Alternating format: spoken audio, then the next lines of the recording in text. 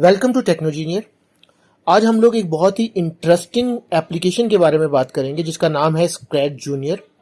Scratch junior mainly inspired है scratch programming language से, जो कि मिलियन ऑफ पीपल यूज करते हैं, जो बेसिकली 8 इयर्स और 8 इयर्स अबव है। बेसिकली स्क्रैच जूनियर क्या चीज़ है? स्क्रैच जूनियर एक इंट्रोडक्टरी प्रोग्रामिंग लैंग्वेज है जो कि स्पेशली डिज़ाइन है यंग चिल्ड्रन के लिए, जिनकी एज है बिटवीन 5 to 7, और इसके थ्रू वो इंटरैक्टिव स्टोरीज और गेम्स को डेवलप कर सकते हैं।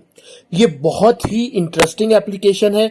इस एप्लीकेशन को यूज करते हुए करेक्टर्स को मूव किया जा सकता है, करेक्टर्स को जंप करवाया जा सकता है, स्टोरीज बनाई जा सकती हैं, शॉर्ट गेम्स बनाई जा सकती हैं।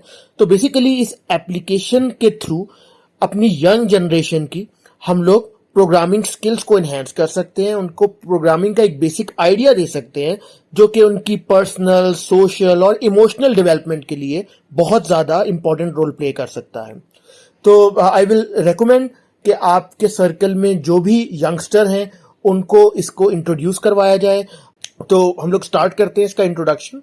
तो ये हमारे पास स्क्रैच जूनियर का मेन इंटरफेस है। एक दफ़ा हम लोग स्क्रैच जूनियर की एप्लीकेशन ओपन करते हैं तो हम लोग इसके अंदर प्रोजेक्ट्स को क्रिएट कर सकते हैं।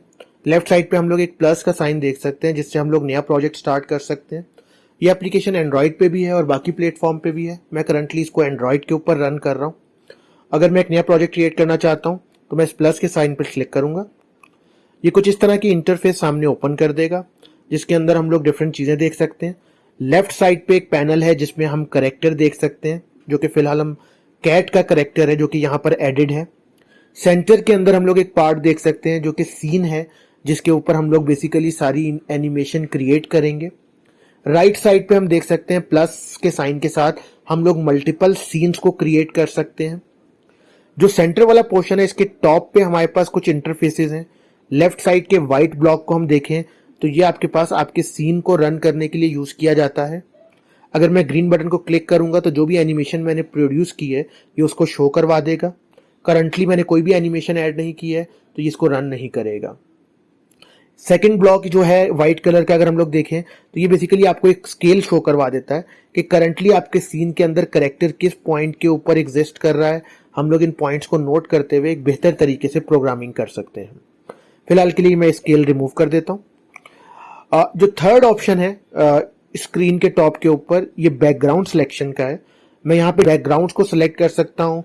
इन बैकग्राउंड्स को एडिट भी किया जा सकता है। फॉर एग्जांपल अभी मैं जो है वो डिफ़ॉल्ट बैकग्राउंड यूज़ कर लेता हूँ। ये हमारे पास डिफ़ॉल्ट बैकग्राउंड है जिसके अंदर एक कैट का करेक्टर है। हम लोग इसमें कोई और फर्दर करेक्टर भी ऐड कर सकते हैं। मैं लेफ़्ट साइड के ऊपर से यहाँ पर एक और करेक्टर ऐड कर देता हूँ। फॉर एग्जांपल यहाँ पर फ़िलहाल मैंने एक रैबिट का करेक्टर जो है वो फर्दर ऐड कर दिया। तो ये हमारे पास दो डिफरेंट करेक्टर्स ऐड हो चुके हुए हैं। हम लोग ऊपर अगर टॉप पे देखें तो आपको कुछ टेक्स्ट ऐड करने का भी ऑप्शन है। हम लोग टेक्स्ट ऐड कर सकते हैं। इसके अलावा फर्दर हमारे पास एक ग्रीन फ्लैग है। जो भी हम एनिमेशन देंगे, जो भी हम प्रोग्रामिंग करेंगे, उसके रिजल्ट हम लोग यहाँ पर देख सकते हैं। अब अगर मैं इस प्रोग्राम को स्टार्ट करूँ तो मुझे किसी एक करेक्टर के ऊपर क्लिक करना पड़ेगा, कैट या रैबिट के ऊपर, जो भी है इनको सेपरेट प्रोग्राम किया जाता है। हमारे पास बॉटम साइड पे कुछ ब्लॉक्स हैं जो कि प्रोग्रामिंग ब्लॉक्स हैं, जिनको यूज करते हुए हम लोग अपनी एनिमेशन क्रिएट कर सकते हैं, स्टोरीज, गेम्स क्रिएट कर सकते हैं। First of all yellow blocks, ये हमारे पास मेन ब्लॉक है। मैं अगर आपको शो करवाऊं तो एक इसके अंदर फ्लैग है ग्रीन, जो कि स्टार्ट ऑन ग्रीन लाइन है। ये सबसे इंपॉर्टेंट है। किसी भी सीन को स्टार्ट करने के लिए हमें ये फ्लैग रिक्वायर्ड होता है। मैंने ये फ्लैग ड्रॉ कर लिया। इसके अलावा कुछ और यहाँ पर आपके पास बटन्स हैं। फॉर एग्जांपल एक ब्लॉक है स्टार्ट ऑन टैप का, जब हम कैट पे क्लिक करेंगे तब कुछ होगा। एक आपके पास बम्प का है, जब भी ये कैट का करेक्टर किसी से टच करेगा तब आपके पास जो है वो कुछ हम लोग परफॉर्म करना चाहते हैं तो परफॉर्म कर सकते हैं। इस तरह और भी बहुत से ब्लॉक हैं। फर्स्ट ऑफ ऑल हमें किसी भी करेक्टर को मूव करने के लिए एक इनिशियल फ्लैग चाहिए, जो कि मैंने यहाँ पर ऐड कर दिया। जो ब्लू वाले ब्लॉक्स हैं ये मूवमेंट के ब्लॉक्स हैं। फॉर एग्जांपल हम लोग देख सकते हैं यहाँ पर आपके पास जो ब्लॉक है वो मूव राइट का ब्लॉक है, मूव लेफ्ट का ब्लॉक है, मूव अप, मूव डाउन, اس کے علاوہ ٹرن رائٹ، ٹرن لیفٹ، ہم لوگ ہاپ کر سکتے ہیں، جمپ کر سکتے ہیں، اور اس کے علاوہ گو ہوم، انیشیل پوزیشن پہ واپس آنے کا. تو میں نے ایک موو فارورڈ کا بلاک لیا، اس میں نے 1 مینشن کر دیا. اب اگر میں اس کو رن کر کے دیکھوں تو 1 پوزیشن میرا کریکٹر موو کرے گا. میں یہاں پر ایک اور بلاک ایڈ کر دیتا ہوں، فردر 2 پوزیشنز موو کر گیا. میں ایک سنگل بلاک کو ایڈ کر کے اس میں نمبر آف موومنٹ مینشن کر دیتا ہوں. فار ایگزامپل میں نے 5 لکھ دیے تو میرا کریکٹر 5 پوزیشنز کے اوپر، پہلے 1 پھر 1 پھر 5، ٹوٹل 7 پوزیشنز جو ہے وہ رائٹ سائڈ پہ موو کر گیا. تو اس طرح سے ہم نے پروگرام کرتے ہوئے ڈیفائن کیا کہ ہمارا کریکٹر کتنا موو کرے گا. ہم لوگ یہاں پر ڈفرینٹ بلاکس ایڈ کر سکتے ہیں. ریڈ پورشن کے اندر آپ دیکھ سکتے ہو اینڈنگ کا بلاک ہے یا ریپیٹ فار ایور کا بلاک ہے. اگر میں اینڈنگ کا بلاک لیتا ہوں، اس کو رن کرتا ہوں تو کریکٹر موو کرے گا اور اینڈ ہو جائے گا آپ کے سین کا. اگر میں فار ایور والا بلاک ایڈ کر دیتا ہوں تو یہ پورا پروگرام بار بار ریپیٹ کرے گا. پروگرام سٹارٹ ہوا 1 1 5 آپ کے پاس موومنٹ ہوئی اور اس کے بعد آپ کا کریکٹر یہی چیز بار بار ریپیٹ کرتا جا رہا ہے سین کے اندر. فردر اس کے اندر ہم لوگ موومنٹ کا اگر کوئی اور بلاک ایڈ کریں تو یہاں پر فار ایگزامپل ہاپ تھا، آپ کا کریکٹر ہاپ کرے گا.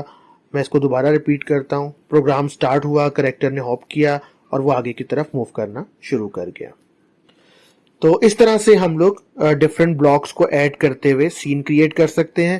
اب مجھے اگر اس میں ریبٹ کے اندر موومنٹ کریٹ کرنی ہے تو میں ریبٹ لوں گا. میں نے یہاں پر ریبٹ کی انیشیل فلیگ سے سٹارٹنگ شروع کی. میں نے ڈیفائن کیا کہ جو ریبٹ ہے وہ کنٹینیوسلی آگے کی طرف فارورڈ موو کرے گا، وہ ہاپ کرے گا، پھر موو کرے گا اور پھر ہاپ کرے گا. تو اس طرح سے بیسیکلی ہم لوگوں نے ڈیفائن کیا اس کو. آپ کے دونوں پروگرام کے دونوں کریکٹر ایک ساتھ سٹارٹ ہوں گے اور موومنٹ پرفارم کریں گے.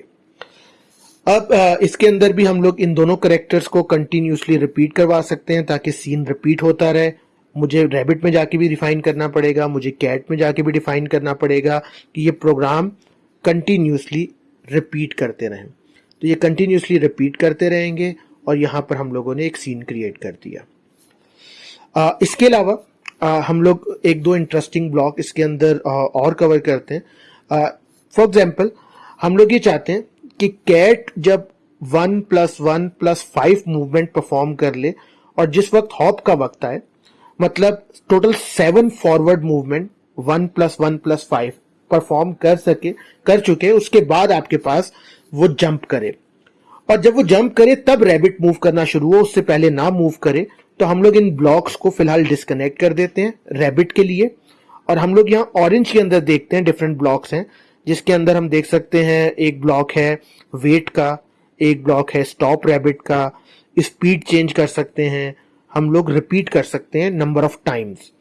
تو میں نے یہاں پر فار ایگزامپل 7 پوزیشن مینشن کر دی. مجھے پتا تھا 7 پوزیشن تک ریبٹ موو کرتا ہے. آپ کی کیٹ موو کرتی ہے اور جیسی کیٹ ہاپ کرے گی، جمپ کرے گی، اس وقت آپ کا ریبٹ موو کرنا شروع کرے گا. اب اس پروگرام کو ہم لوگ رن کر کے دیکھتے ہیں. جیسے ہی آپ کی کیٹ رن کر رہی ہے، اس کے ہاپ کرنے سے پہلے جب وہ 7 پوزیشن موو کر جاتی ہے تب آپ کے پاس ریبٹ موو کرنا شروع کرتا ہے. تو بیسیکلی ہم لوگ یہاں پر 2 سینز کو ایک ساتھ سٹارٹ کر سکتے ہیں. فرسٹ سین کے کس پوائنٹ کے اوپر سیکنڈ سین کو سٹارٹ کرنا ہے ہم لوگ یہ ڈیفائن کر سکتے ہیں.